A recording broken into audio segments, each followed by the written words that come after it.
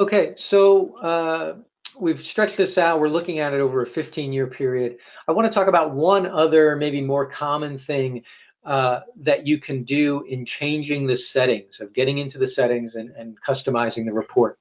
Let's imagine a scenario where the city of Arlington was actually going to receive some lease revenue. Maybe it's a ground lease or whatever it could be.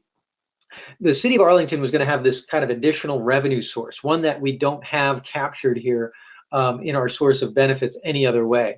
What we can do is by going into our settings, we can add that revenue line item, basically give ourselves an input and then enter a value, and then it'll work through to the reports. So if I click on the settings icon again in the upper right hand corner, this time I'm going to click on the city tab over here on this left hand side.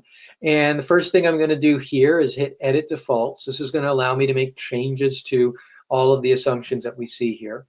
And down here, if I scroll down, we can find a section for revenues, and we have a button called Create Direct Revenue. And if I click that, this is where I'm able to add a revenue for the city. So let's just call it lease revenue. And we have two different options. There's an option for no percent increase or percent increase. It's a little obscure right now, but you'll get the sense of what that is. Essentially, this will allow us to enter a value in 1 year and have it increase by a percentage over time. So now that I've added this for the city, if we go back to our scenario info, we're going to have a brand new section. We can see that here, lease revenue for the city. So let me kind of get to that, focus in on it. So this lease revenue for the city, they're asking for our revenue amount. Let's just say that this company is going to pay us $10,000 per year.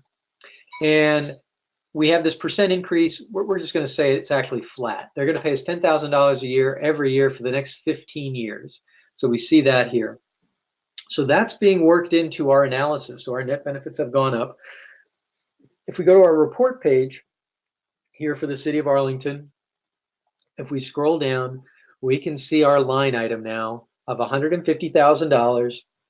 That's the $10,000 every year for 15 years, coming through, 150,000 additional dollars here in our benefits.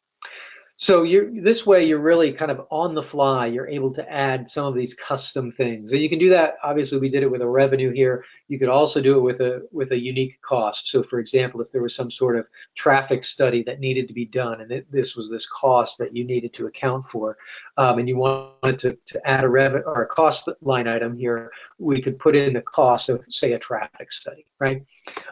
So those are the types of things you can do. We've got it here on our one pager. If we click to our detailed report, and if we were to scroll down to our section for the city of Arlington, we see our lease revenue here associated with the project.